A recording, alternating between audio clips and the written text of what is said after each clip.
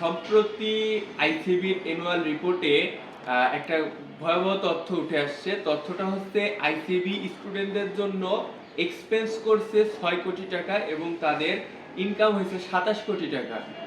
প্রায় ২১ কোটি টাকা বেশি প্রফিট।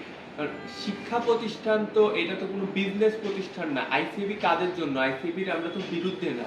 আইসিবি তো আমাদের শিক্ষার্থীদের জন্য।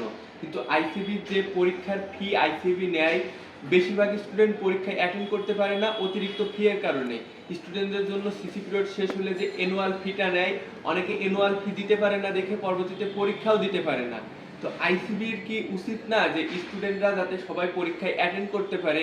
হতে পারে তাদের পরীক্ষাগুলো ল্যাপটপে দিতে হয়, সার্ভারে দিতে হয়, একটা এক্সপেন্স থাকে। এক্ষেত্রে আইসিবি যদি প্রথমবার পরীক্ষার জন্য ফার্স্ট টাইমে বেশি টাকা ফি রাখলো, তারা যেমন সার্টিফিকেট লেভেলে ১৫০০ টাকা ফি ফার্স্ট টাইম একজন দিল, ১৫০০ রাখলো, কিন্তু সে ফার্স্ট টাইমে যদি পাস না করে পরবর্তীতে সেটা যতটুকু সম্ভব কমিয়ে যদি রাখে, তাইলে শিক্ষার্থীদের জন্য আমার মনে হয় খুবই ভালো হয়। সবার, শুধু আমার না, এটা বর্তমানে সবার দাবি যে certificate level, professional level, advance লেভেলে আইসিবি যে পরীক্ষার ফিটা নির্ধারণ করেছে আমাদের জন্য, সেটা যাতে কমিয়ে রাখা হয়।